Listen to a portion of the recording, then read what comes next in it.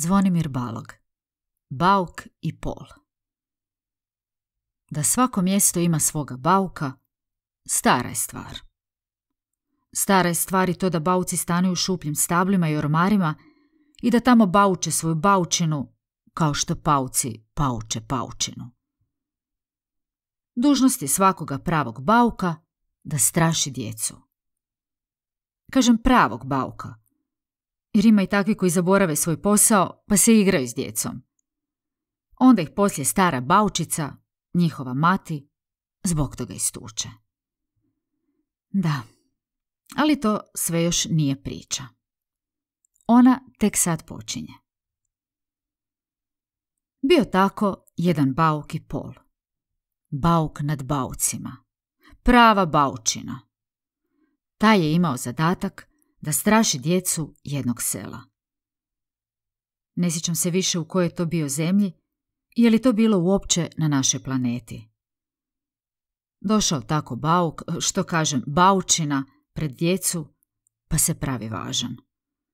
Unaprijed uživa u tome kako će djeci srce skočiti u pete čim ga ugledaju. Bauk se ovaj put prevari u računu. Djeca nisu ni trepnula.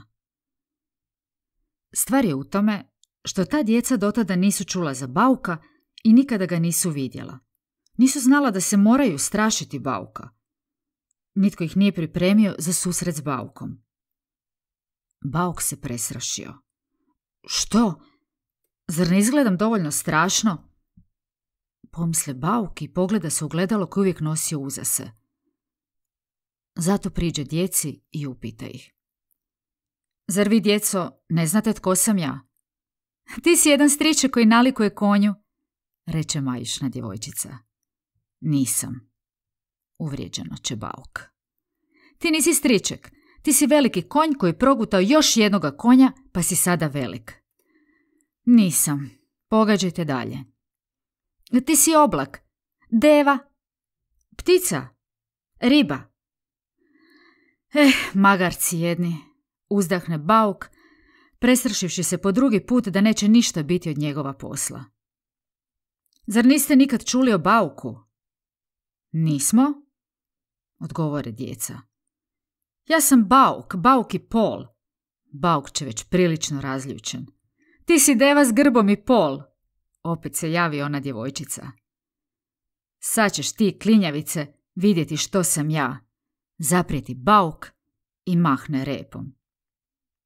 Djeci je to bilo toliko smiješno da su se sva glasno nasmijala.